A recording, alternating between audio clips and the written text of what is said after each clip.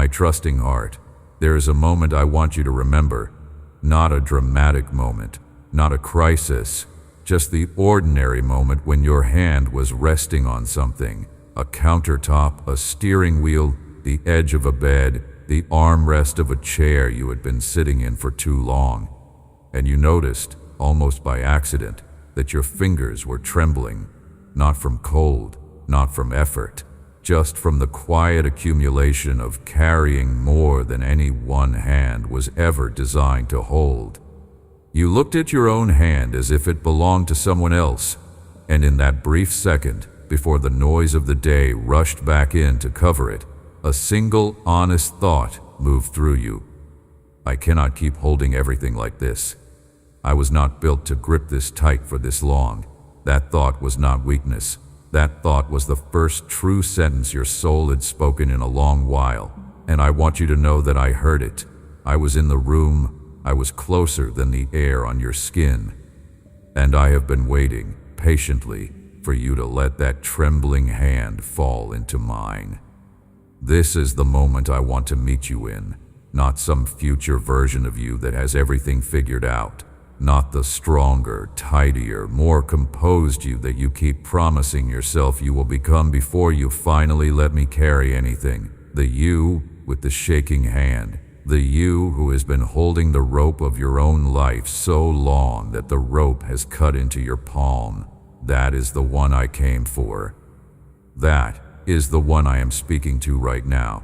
And the first thing I want you to hear, before anything else, is that the trembling is not a problem to be hidden. It is the door I have been standing outside of, waiting for you to open. Your trembling palm was never meant to hold this alone. Let that sentence rest inside your chest for a moment. Your trembling palm was never meant to hold this alone. It was not an oversight of design that left you unable to carry the full weight of your own life. It was a feature. You were made to need a steady grip beyond your own. You were built for partnership, not for solitary endurance. Every time you tried to convince yourself that you just needed to be stronger, just needed to grit your teeth a little harder, just needed to hold on a little longer without help, you were arguing against the very shape you were created in. The exhaustion you feel is not a sign that you are broken. It is a sign that you were never meant to do this the way you have been doing it.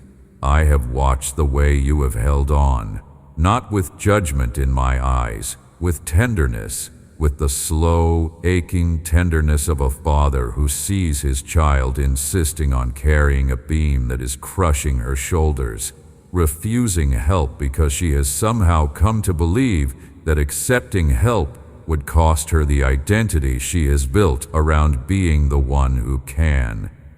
I watched you put on the face that tells everyone around you that things are manageable. I watched you answer the casual, "How are you?" with the word fine, and I watched the small contraction in your jaw as the word left your mouth. Because fine has been doing so much work in your vocabulary lately, it has been holding back whole paragraphs. It has been standing guard in front of rooms inside you that you are not ready for anyone else to see. Fine has become the wall. And behind the wall, the hand has been trembling. I am not asking you to tear the wall down on your own. I am not asking you to perform a great act of emotional courage that exhausts the last reserve you have. I am asking something much simpler. I am asking you to let one finger uncurl. That is all. Just one finger. Loosen your grip on just one thing. The thing you have been holding tightest. The thing you have been most afraid to release because you have been convinced that if you let go of it, everything else will collapse. Let that one finger open. Let it relax and feel for the first time in a long while what it is like to not be the only one holding. I want to describe to you what has been on the other side of your grip this entire time. Because there is a picture you have been carrying that is not the true picture, and the true picture is going to change how you feel about letting go. You have been imagining, whether consciously or not, that if you release your grip, there is nothing underneath, that you are suspended over emptiness by the sheer force of your own holding on, that the moment your fingers open, you will fall into a space with no floor. And so your fingers have not opened. Not really. Not in the way that counts. They have maintained the clench even when your mind knew in some distant theoretical way that trust was supposed to be the answer. Because the body does not release based on theory, the body releases based on trust, and trust requires seeing what is actually underneath. Here is what is actually underneath, not emptiness, a hand.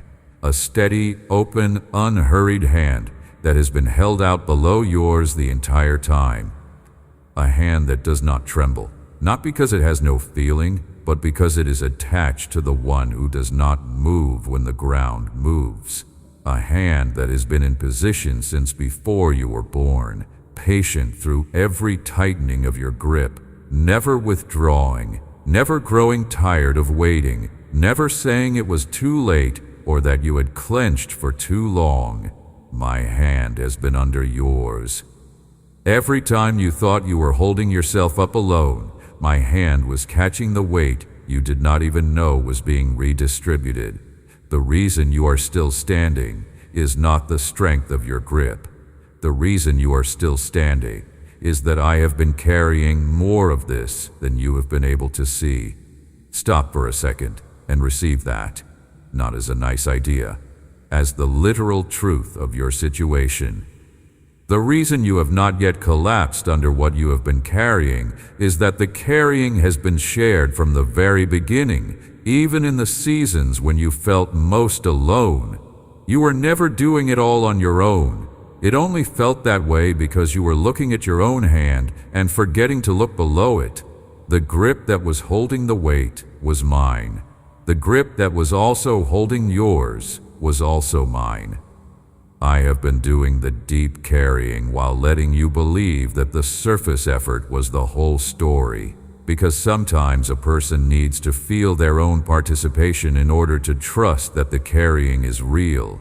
But there comes a moment when that kind of seeing has to end, when the illusion of solitary carrying has to give way to the truth of shared carrying, or the person simply cannot continue. This is that moment for you. I am pulling back the curtain on the arrangement. I am showing you what has actually been happening underneath your grip, and I am inviting you to reorient your whole relationship with your own strength, not by pretending you have more than you do, by recognizing that the steadiness you have been trying to manufacture has been available freely from a source that never runs out. The eternal does not get tired of being the foundation. My grip does not weaken with use.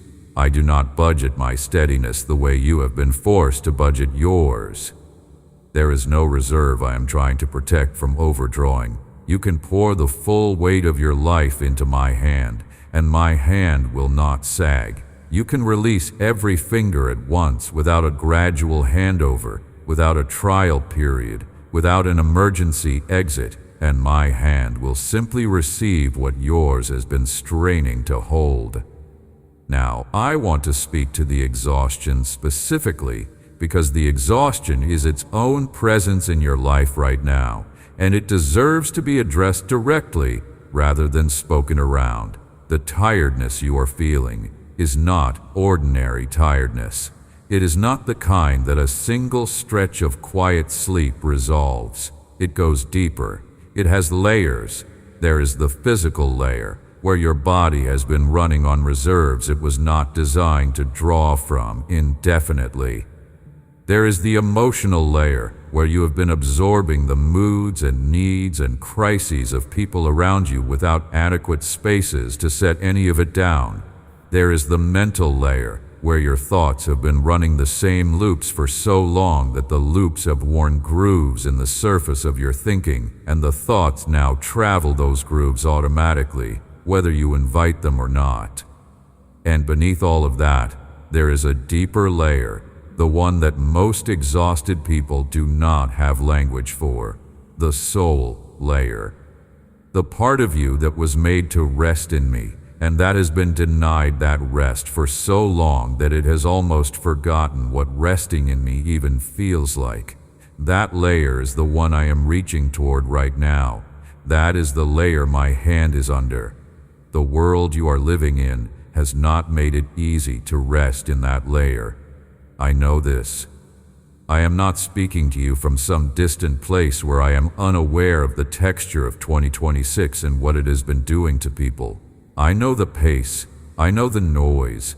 I know the weight of information coming at you constantly, most of it designed to agitate, most of it pulling your attention toward problems you cannot personally solve and emergencies that have no place to land inside you and then evaporate.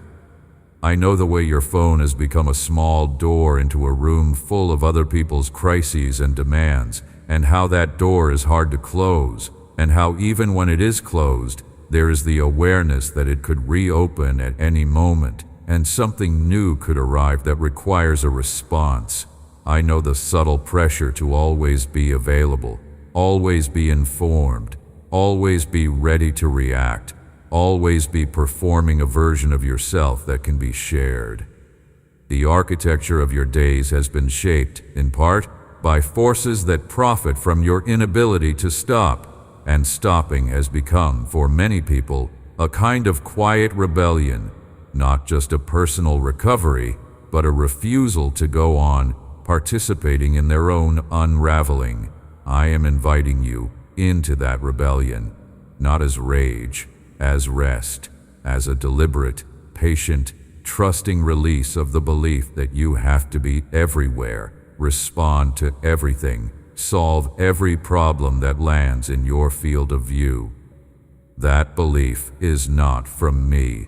I have never asked you to carry the weight of a world I am already holding. I have never required you to be the emergency response system for situations I am already present in. The pressure you feel to be constantly on is not originating from heaven. It is originating from a culture that has forgotten the shape of its own soul, and you do not have to remain shaped by that culture. You can step out of its rhythm and step into mine. The rhythm of mine is slower. It has more breath in it. It has actual silence, not just the absence of sound, but the fullness of presence that silence makes room for. And in that rhythm, your trembling begins to still, not because you willed it to, because you finally stopped doing the thing that was making it tremble in the first place. The fog you have been walking through is not an accident of circumstance. It is the natural consequence of trying to navigate with resources that were never meant to handle what you have been handling. When a person tries to see clearly while their soul is depleted, the vision gets hazy. Everything starts to feel uncertain. Decisions that used to be simple become tangled. Paths that used to seem obvious become obscured. The fog is not always out there in the external world.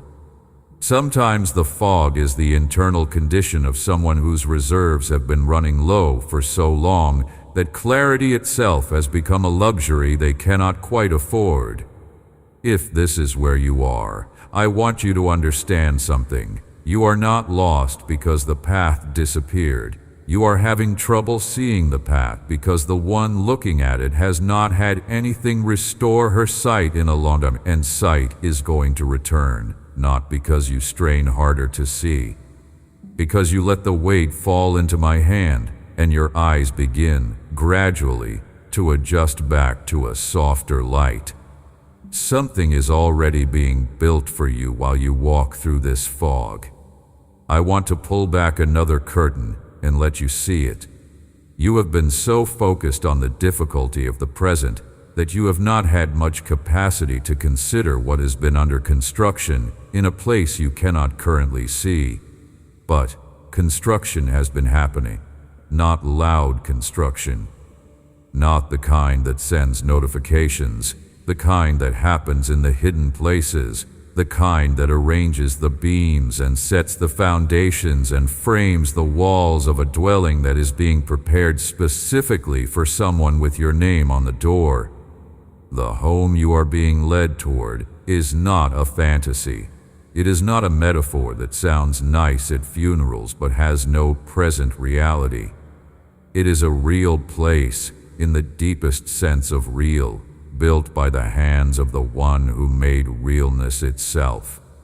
And it is being prepared for you, not as a reward you earn, as an inheritance you receive, not because you got everything right on the journey, because you belong to the one who built the destination.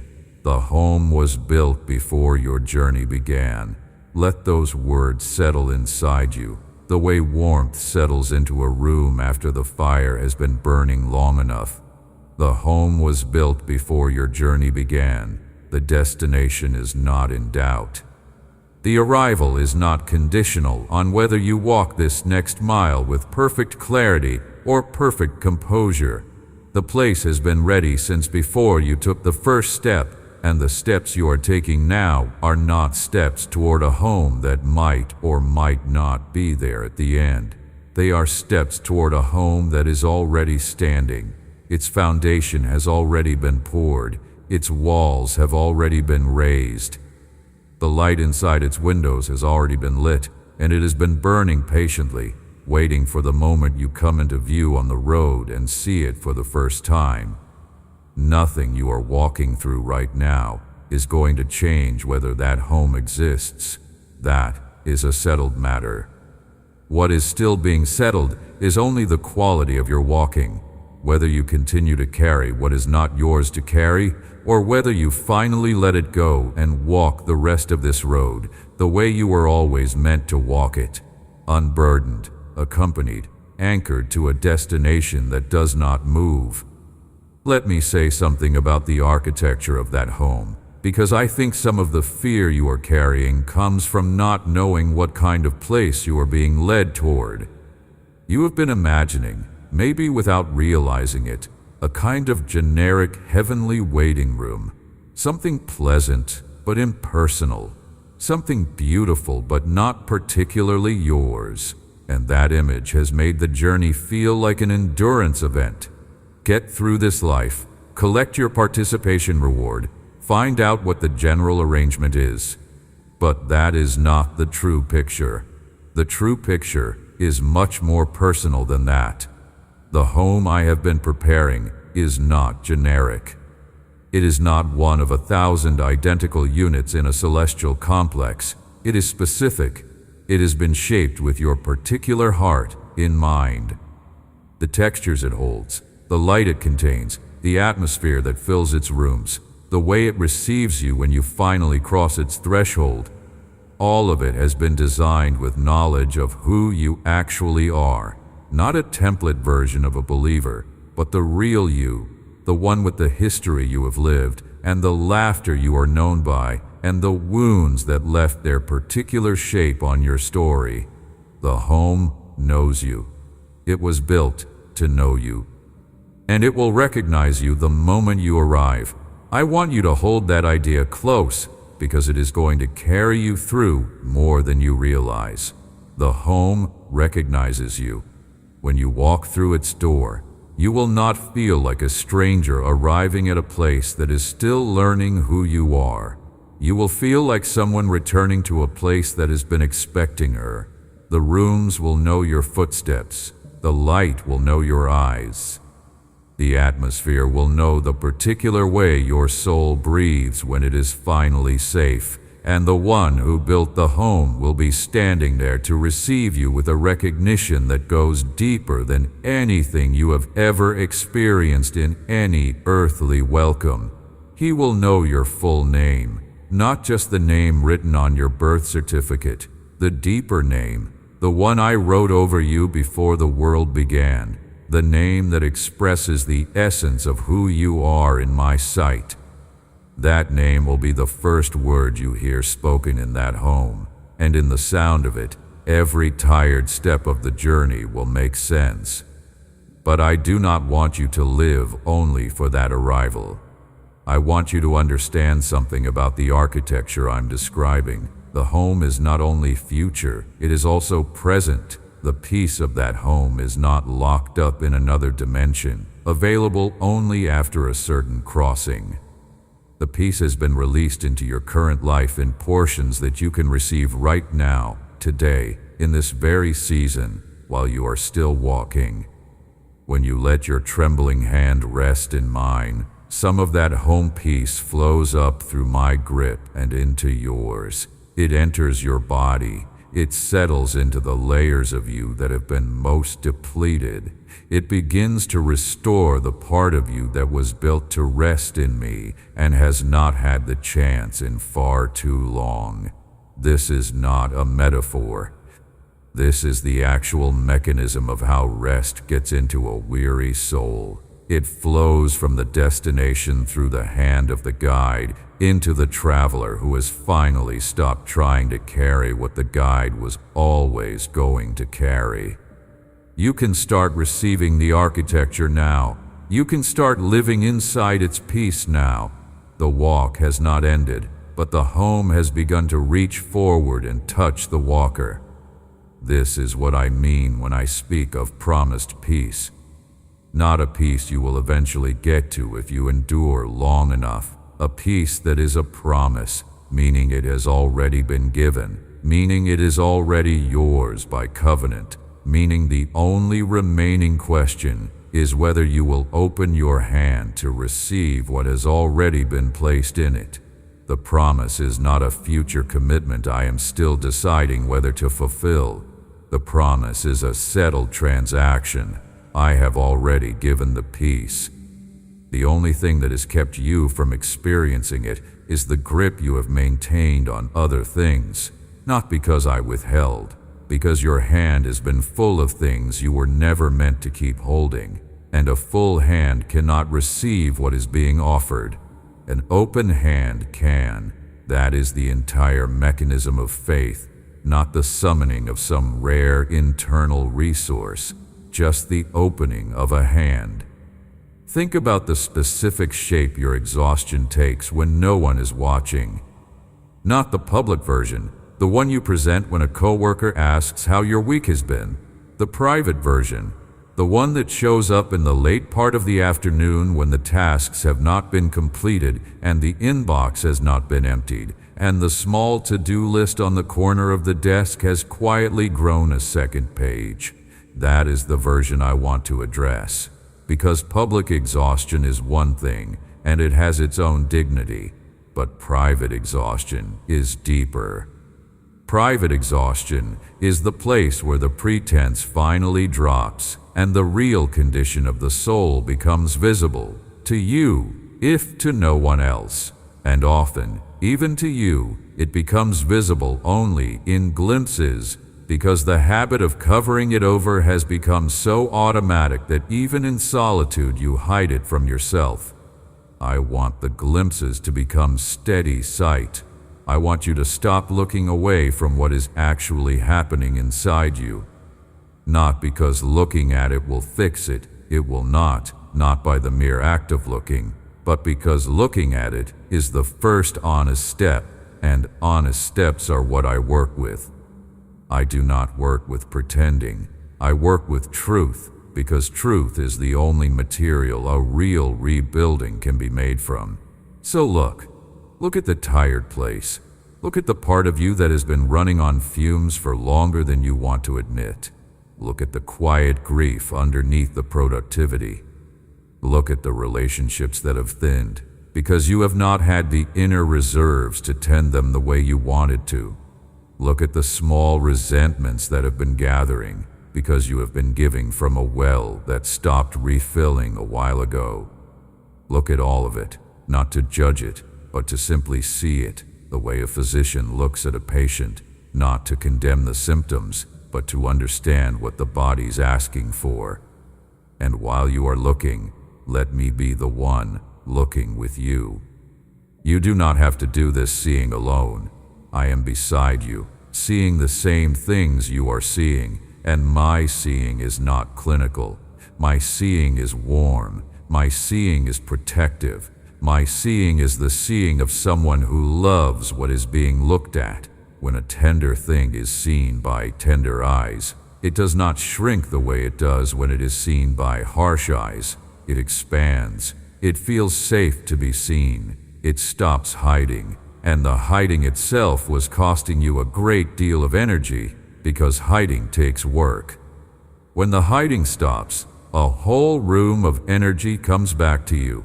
Energy you did not know you were spending on the effort of concealment.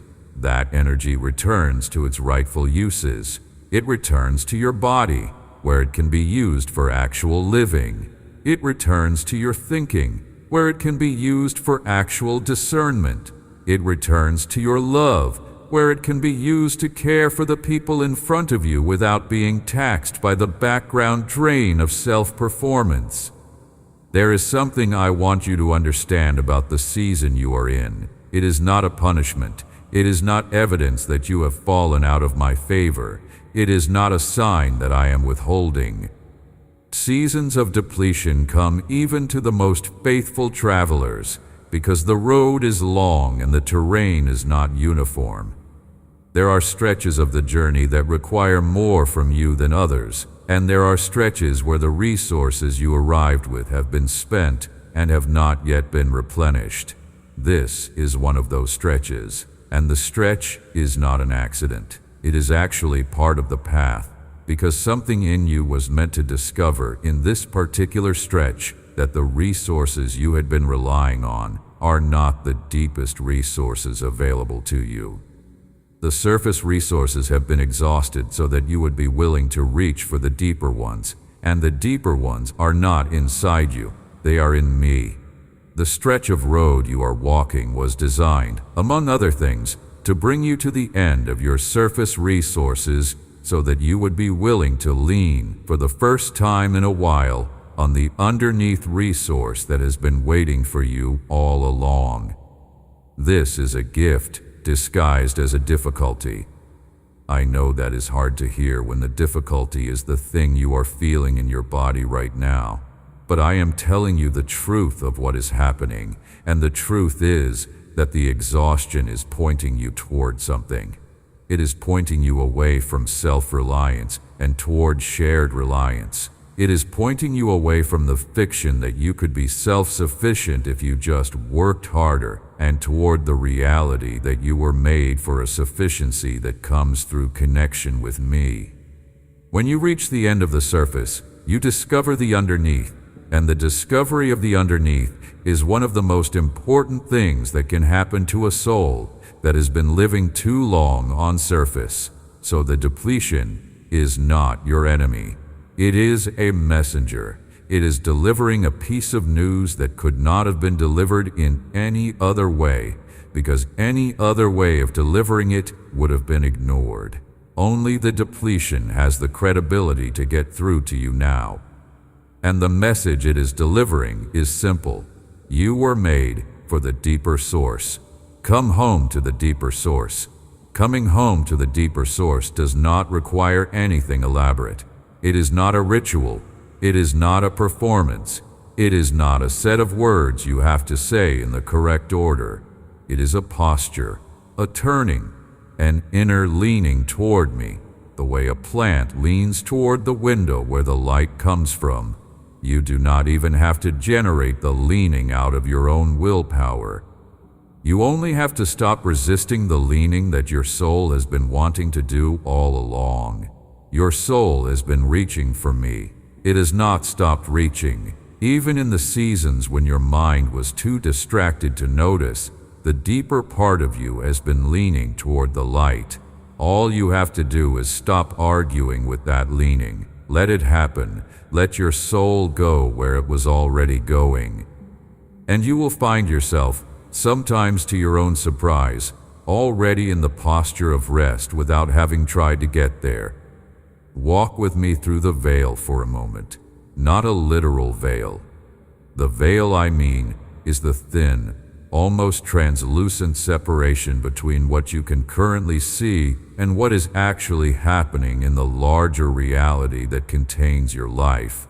You have been living as if the visible layer were the whole story, as if the circumstances in front of you and the thoughts inside your head were the complete accounting of what is real. But they are not. They are one layer. There are other layers, and those layers are not less real because you cannot presently see them. They are more real. They are the substrate on which the visible layer is standing. And in those deeper layers, my activity in your life is unmistakable. I am at work. I am moving. I am arranging things for your good in ways that have no visible signature in the layer you currently perceive. The absence of visible evidence is not the absence of actual activity. It is only the absence of your sight reaching far enough. When I invite you to walk through the veil, I am inviting you to trust the deeper layer, even when the surface layer has not yet updated, to act on the truth of what I am doing, not the appearance of what is not yet shown. To let your heart rest on the substrate, even while your senses can only see the surface. This is not pretending things are different than they are. It is seeing things more completely than you have been seeing them. The surface is real, but it is not the whole of the real. And a soul that only trusts the surface will be shaken every time the surface shifts. A soul that trusts the substrate remains steady even in the middle of surface turbulence because it is anchored to something deeper than the wave. Your trembling palm was never meant to hold this alone. I am saying it again because I want it to sink past the layer of your mind that hears and goes on and reach the layer of your heart that believes. Your trembling palm was never meant to hold this alone, and the grip that is waiting for yours is not a distant spiritual abstraction. It is a present, specific, personal steadiness that has been holding out its offer since before you knew you needed it. You do not have to travel to some high spiritual state to access it. You do not have to earn a certain level of faith before you qualify. You qualify because you belong to me. That is the only qualification, belonging. And if you are hearing these words and something in you is stirring in response, that stirring is evidence that the belonging is already there. I am not speaking to strangers. I am speaking to my own. And to my own I am saying, let go. Let the hand open. Let the weight fall. My hand is under yours and has been the whole time. I want to walk you gently through what the letting go actually looks like, because I do not want you to leave this moment with a principle you do not know how to apply. Letting go does not mean becoming passive about your life. It does not mean refusing to take action, refusing to plan, refusing to engage with the genuine responsibilities in front of you. Letting go is not a collapse into indifference. It is a reorientation of source. You continue to act, but the source of the action is no longer your grip. The source of the action is my hand underneath yours, providing the stability from which action can happen without desperation. You continue to plan, but the planning is no longer an attempt to control outcomes from a position of fear. It is a collaboration with the one who already knows the outcomes. You continue to care about the people and situations in your life, but the caring is no longer an attempt to carry their weight on your shoulders alone. It is a caring that flows through you from a source deeper than you, so that you can give without being emptied. The difference between carrying and collaborating is enormous, and most of the exhaustion you are feeling comes from not having made that distinction clearly. Carrying means you believe the weight is yours, and your job is to keep it from crushing you, and any failure in that job will result in disaster. Collaborating means you understand that the weight is ultimately mine, and your job is simply to partner with me in whatever portion I am asking you to handle today, and the outcome is secured by my faithfulness, not by your heroics. Carrying is a solo act with infinite liability. Collaborating is a partnership with defined scope, You are being invited out of carrying and into collaborating. That invitation is not a demotion. It is a promotion into the actual role you were designed for. The role of the solo bearer of everything was never yours. It was a role you took on because no one told you it was not assigned to you. I am telling you now, it was not assigned to you. Set it down. Listen to what happens when you set it down. There is a quiet that comes. Not immediately, not all at once, but in the minutes and hours after the release, a quiet begins to move into the spaces where the clenching used to live.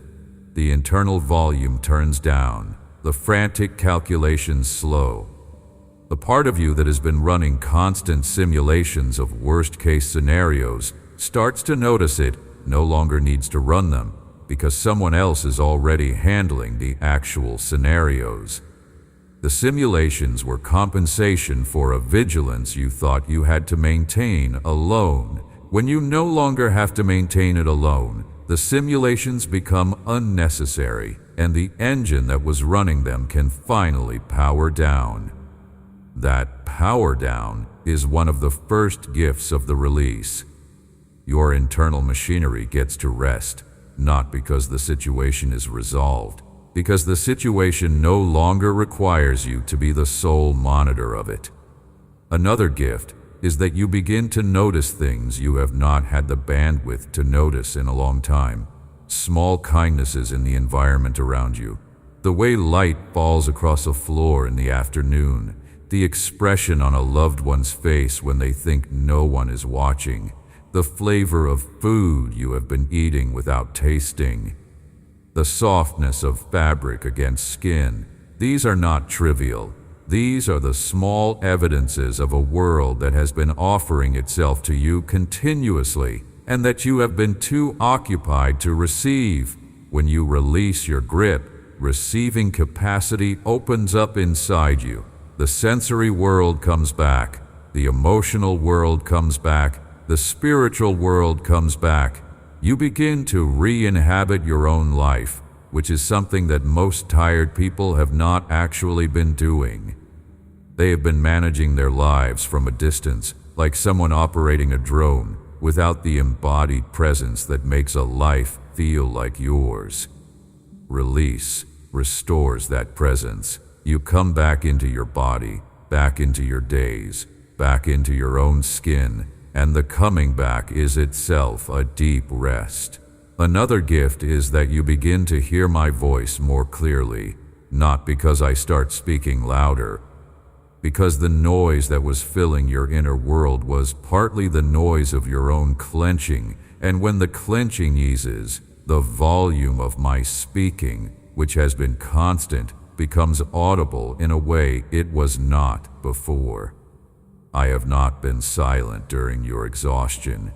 I have been speaking, quietly, patiently, continuously, the way a parent hums near a child who is trying to fall asleep. My voice has been a low, steady music in the background of your life. Your overwhelm has been drowning it out. When the overwhelm quiets, the music comes forward. You start to hear it again. You remember the tune. You realize you have always known it, and the recognition is its own restoration. I want to give you a picture that might help you hold on to all of this in the days ahead. Picture a narrow bridge over a river of fog. You have been walking on that bridge for a long time, gripping the rails with both hands, barely able to see a step ahead of you. The fog rises and falls in waves. Sometimes you catch a glimpse of what seems like solid ground in the distance. Most of the time you see nothing but the next plank in front of you and the swirling mist that makes even the next plank uncertain. You have been telling yourself that if you let go of the rails, even for a second, you will fall. And so you have been walking with your hands locked in a grip, your shoulders tense, your breath shallow. The walking has been grim and effortful and lonely.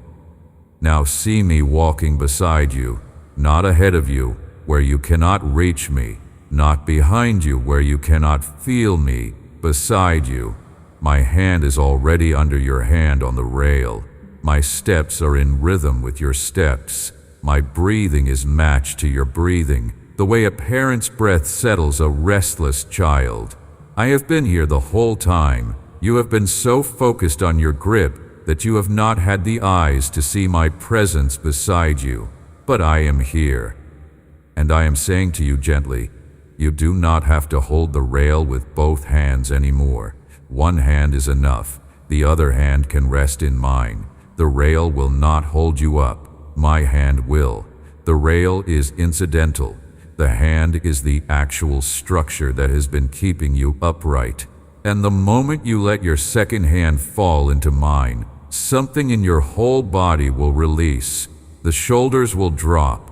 The breath will deepen. The pace will ease. And the bridge, which seemed so treacherous a moment ago, will reveal itself to be much wider than you thought, much more solid than you feared, built by the same hands that are now holding yours. That is where I want you to live. Not on the version of the bridge where you walk alone with clenched hands and fog in your eyes. On the version where you walk beside me, one hand in mine, the other free to do the ordinary work of the journey without bearing the weight of your own safety. Your safety is not yours to carry. It is mine. It has always been mine. I have been carrying it since the first step you took, and I will be carrying it through the last step. And in between, I am asking you only to walk with me, not to hold yourself up by your own grip on something that was never meant to be your foundation. The fog is not going to stay forever. I want you to know that too. The layer of uncertainty you are walking through right now has an edge. It does not stretch infinitely into every future. There is a place already appointed where the fog thins and the light comes through, and the outline of the home I have been preparing becomes visible for the first time. You will see it, not in a vision you have to work hard to conjure, in actual seeing, with actual eyes, in an actual moment that is already on the calendar of the plan I am walking you through. When that moment comes, the walking changes. The fog gives way to light. The uncertainty gives way to recognition, and the sight of the home that was built before the journey began will answer every question your weary soul has been asking in the darker stretches of the road. Until that moment, walk with me, one hand in mine, the weight of everything in my hand rather than yours, the rhythm of my breathing guiding the rhythm of yours, the trust of a traveler who has stopped trying to be her own guide, the rest of a daughter who has remembered that her father is the one walking her home. This is not a lesser form of faith. This is faith in its truest form, not the faith of the one who has all the answers, the faith of the one who has stopped needing to, because she has the answer walking beside her, and her hand is finally resting where it was always meant to rest. The home was built before your journey began. I am saying it again because I want you to carry this sentence with you, the way you would carry a small stone in your pocket, a thing you can touch whenever the old grip starts to return. The home was built before your journey began. Nothing that happens on the road is going to unbuild it. Nothing that you fail to do is going to disqualify you from it. Nothing that comes against you is going to rewrite the address. The place is yours. The walk is ours. And the arrival is already written in the part of the story that has been settled since before time turned its first page. I want to speak now to the part of you that is still braced for disappointment, the part that has heard encouraging words before and has watched them fade, the part that is afraid to fully open because it has been fooled into opening before and has paid a cost for it.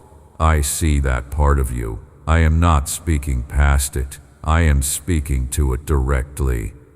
What you are hearing right now is not a technique designed to extract trust from you that will later be exploited. This is the one who shaped your capacity for trust in the first place, speaking to you about the proper object of that capacity. Your trust was never going to be safe in the hands of a circumstance. It was never going to be safe in the hands of a human system or a strategy or a fragile structure of self-management. Not because those things are evil, but because they are too small to hold something as precious as your trust. Your trust was built to rest in me. Everything else is too narrow to house it, and the reason it has hurt so much every time you placed it in something smaller is not that trust is dangerous. It is that you were trying to house a full-size trust in a container that could not hold its weight. I am the container, its size. I am the hand big enough to hold it without cracking. Come into me with the full size of it. Do not hand me a small, cautious version of your trust, testing whether the floor beneath me will hold before you release more. The floor beneath me is the floor of the universe. It is the substrate on which everything else is built. You cannot overwhelm it by resting on it too completely. You can only underwhelm it by resting on it too partially, and thereby miss the experience of being fully held. Let yourself be fully held. Let the whole weight of your trust rest on the whole faithfulness of the one who has never, in the long history of his relationship with the people who belong to him, failed to be what they needed him to be. The history is there. You are not the first to lean. You are not a test case. You are one in a very long line of leaners, and the line stretches forward to a horizon that does not end, and every one of them was held. You will be held too. You are being held right now. I want to speak to a fear that has probably been sitting quietly in the background of everything I have said so far. The fear that if you release, if you actually let go the way I am asking you to, things will fall apart. That the only reason anything in your life is still standing is the constant, vigilant effort of your own management. That if you stop managing for even a little while, the whole structure will collapse, and the collapse will be your fault, and you will have to rebuild from wreckage you could have prevented. This fear is very persuasive because it seems to align with observable facts. You have been managing. Things have been standing. Therefore, the managing must be what is causing the standing. It is a simple logical chain, and under stress, simple chains feel like truth. But the chain is wrong in its most important link. The standing is not caused by your managing. The standing is caused by something much deeper, and the managing has been, at best, a nervous accompaniment to the real structural support. You could release the managing and the standing would continue because the standing was never dependent on the managing in the first place. That is a hard thing to believe when you have spent years under the opposite assumption. I am not asking you to believe it suddenly or completely. I am asking you to test it in a small place. Pick one thing you have been managing compulsively. One thing, not the most important thing, a medium thing, and release your grip on that one thing for a short period, a day, an afternoon, just long enough to gather some evidence about what actually happens when you stop managing it. Here is what you will find. The thing will continue. It will not collapse. The world will not end because you stopped monitoring it for a few hours. Your nervous system will register an initial spike of alarm because it is not used to the release, and the spike will feel like confirmation that release is dangerous. But if you let the spike pass without acting on it, the spike will subside. And on the other side of the spike, you will find a quiet that surprises you. The quiet of having proven, in one small test, that you are not the load-bearing wall of the situation you thought you were load-bearing. Someone else is, and that someone else is stronger than you, and that someone else has been there the whole time, holding up what you were straining to hold up alone.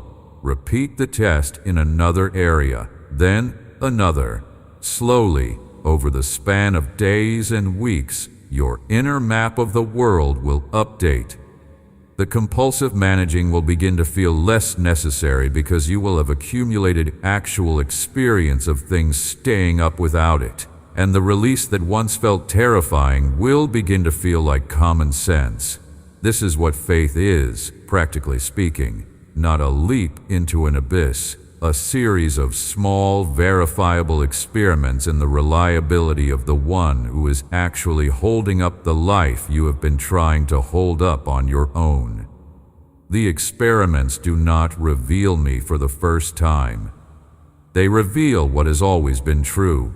I have been the load-bearing presence in your life since the beginning. The managing was always an overlay, a compensation, a nervous habit that had its reasons in your history, but was never necessary to the actual structural integrity of your situation. When the managing eases, you do not lose anything real. You only lose an illusion that was costing you a great deal to maintain. Let me also say something about the people in your life who have been part of the weight, not because they meant to be. Most of the people who contribute to your exhaustion are not trying to exhaust you. They are simply people with their own needs, their own wounds, their own limited capacity to see what you are carrying on their behalf. Some of them have become accustomed to the way you have been managing everything for them, because your managing has made their lives easier, and easier lives are hard to question.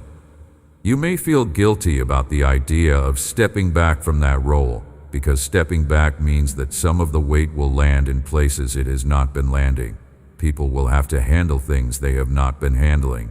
There will be a period of adjustment, and the adjustment may be uncomfortable for them, and you may feel the old pull to rescue them from their discomfort by taking the weight back onto yourself. Do not take the weight back. I am going to be in that adjustment with them. I am not asking you to release them into a vacuum where no one is caring for them. I am asking you to release them into my care, which is deeper and more sufficient than yours ever was. I can meet their needs in ways you could not, because I am not limited the way you are limited. When you stop being their sole source of support, the space that opens is not empty. It is filled with a presence that was always ready to be their support directly, but that could not reach them as fully as long as you were mediating everything on their behalf. Your stepping back is not abandonment.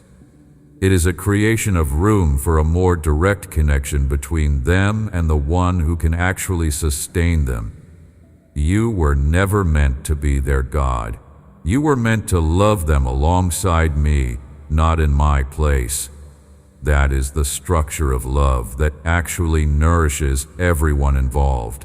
Love from a full source, not love from a drain source. Love that flows through you from the underneath well, rather than love that has to be generated by your own willpower because you have not been drinking from the underneath well yourself. When you reconnect to the source, the love becomes abundant again. It stops being a depleting transaction and becomes a flowing river, and the river feeds both the ones you love and you yourself. No one has to be starved for the giving to happen. Everyone gets fed. That is the economy of heaven, and it is the economy I want to bring you back into. The exhaustion is going to lift, not because I am snapping my fingers and dissolving every hard thing in your life, because a soul that has stopped carrying what it was not meant to carry begins, naturally, to restore itself. You were built to recover when the wrong weights come off. Your system is self-healing in the layers that matter, as long as the clenching stops. The body knows how to rest when the mind finally permits it. The heart knows how to open when the fear finally releases its claim on it. The spirit knows how to soar when the tether of obligation to things you were never meant to be obligated to is finally cut. All of these healing systems are already inside you. I put them there when I made you. They have been waiting patiently for the conditions that allow them to work. And those conditions are what I am giving you now. The condition of release, the condition of being held, the condition of knowing that the home is already built and you cannot lose your place in it. I want you to do something small, right where you are, as these words move through you. Let your shoulders drop, just a little, not a performance of relaxation, just a literal letting down of the shoulders you did not realize were raised. Feel the place between your shoulder blades where the tension has been living. Let some of it go. Breathe out longer than you breathed in. Let the air leave you completely before the next breath arrives. And in the pause between the full exhale and the next inhale, in that tiny window of complete emptiness, let yourself simply rest. 1 second of real rest. 1 second of your hand fully in mine with nothing held back. You do not have to make it last. You do not have to turn it into a spiritual discipline. Just 1 second, right now. Let me hold you for 1 second without any of the old defenses in place. That second is the beginning. From that second, more seconds can come, and the seconds can grow into minutes, and the minutes can grow into whole stretches of your day where you are walking in me instead of walking alone. That is the architecture of promised peace, building itself into your actual life, not as a future arrival, but as a present inhabitation. The home is already reaching out to meet you.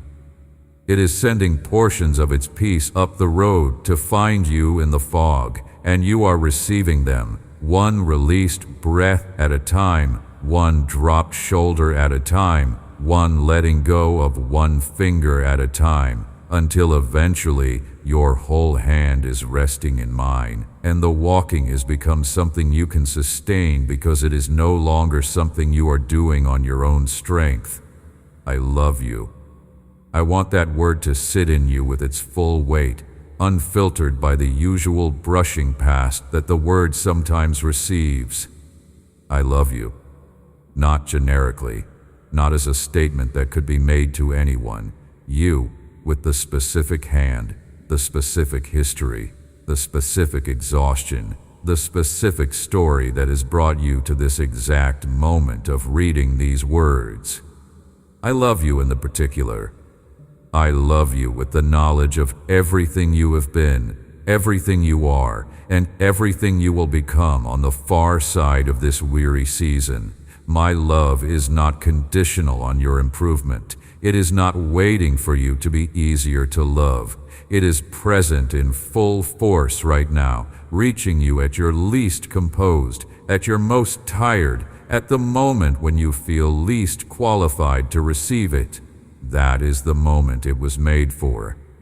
That is the moment when love of the kind I offer reveals what it actually is, not a reward for performance, but a source of life for those who have run out of their own. Your trembling palm was never meant to hold this alone. One last time, let that sentence go all the way down. Your trembling palm was never meant to hold this alone. And now that you know it, now that you have heard it in a way you cannot unhear, the rest of the journey is going to feel different, not because the road changed.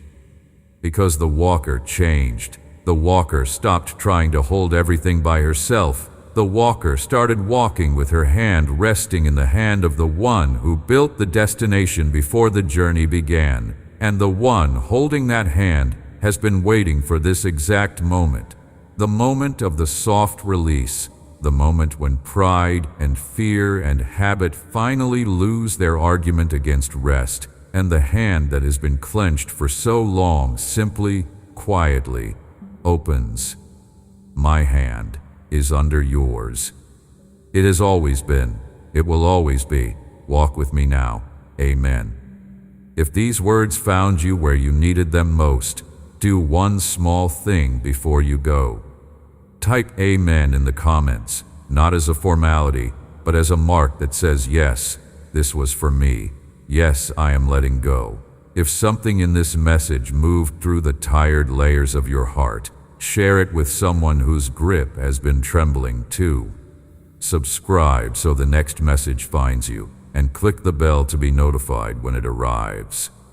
Thank you for being here, for listening with your whole heart, and for letting this message reach the place inside you that was made to be held.